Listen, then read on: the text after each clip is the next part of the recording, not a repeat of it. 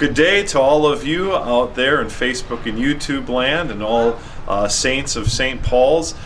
We are here to give you a video tutorial since we're returning back to church and we're in the midst of this COVID-19. We want to keep CDC measures, so when you come back, some of the things at church here will have changed, the way that we're doing things.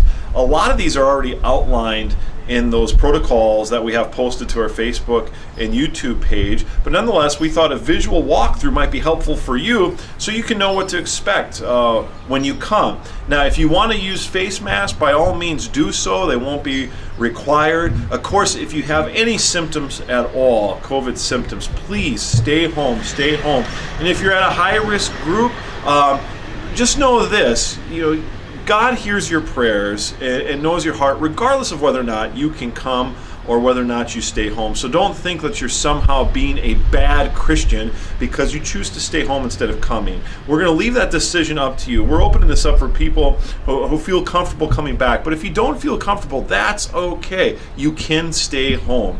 But since we are opening up, and since, of course, a lot of businesses and other places are opening up as well, we want to do so properly and with as many safety precautions as possible. So with that being said, we're just going to go ahead and walk you through this. Pastor Fitch is my camera person here, so thank you, Pastor Fitch.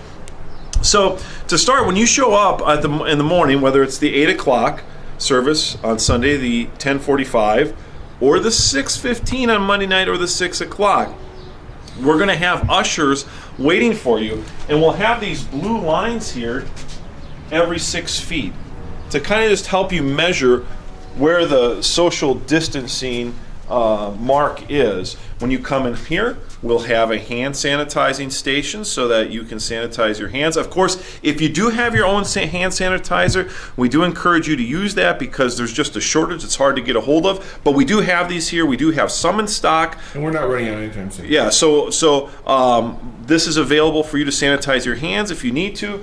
Then what we'll have here is we'll have elders who are here basically taking everybody's name as they come in. And the reason why we're doing this is because we don't have the fellowship booklets in the pews where you normally write it down, so they're just going to be able to keep track. Plus it helps us to know who's coming, who's not, and who we might have to make a call on just to see how folks are doing. So hand sanitizing station, elder station.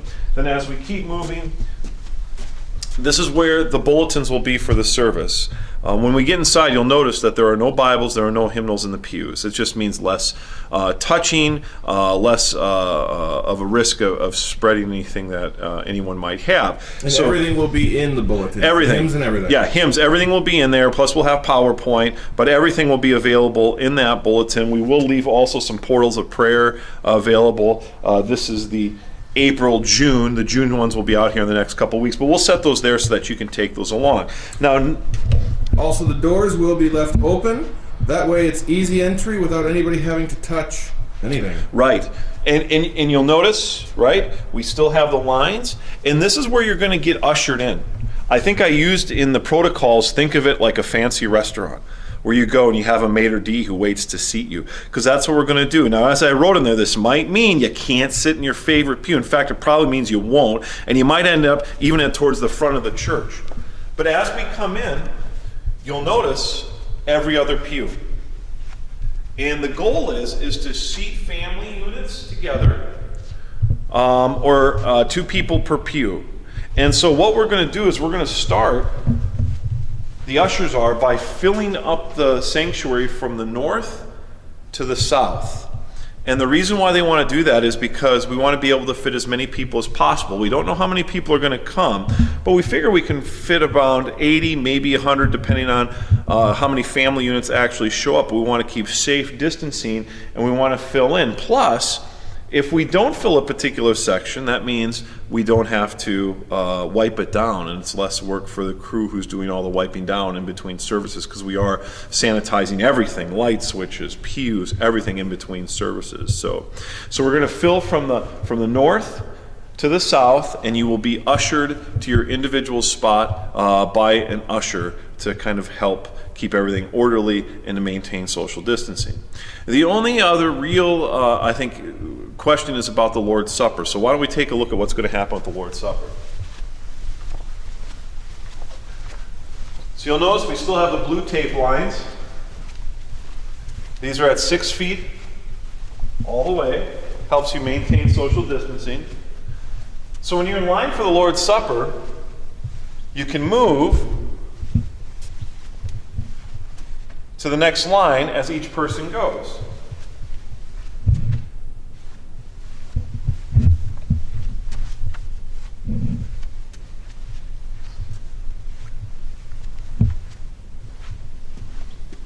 When you get to this last line, that's before the baptismal font, you'll notice there are 2 X's on either side. Pastor Fitch and myself will be at those X's with the host, with the bread. And so, as you line up for the Lord's Supper, as one opens up, you can walk over to one or the other and receive the body of Christ.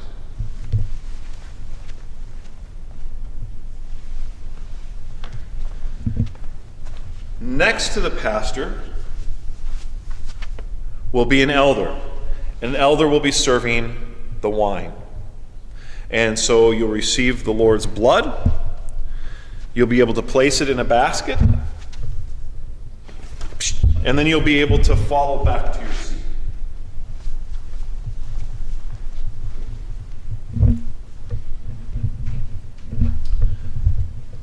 We realize that the one exit makes things a little bit difficult since a majority of the parking is over here on the east and on the north side of the church.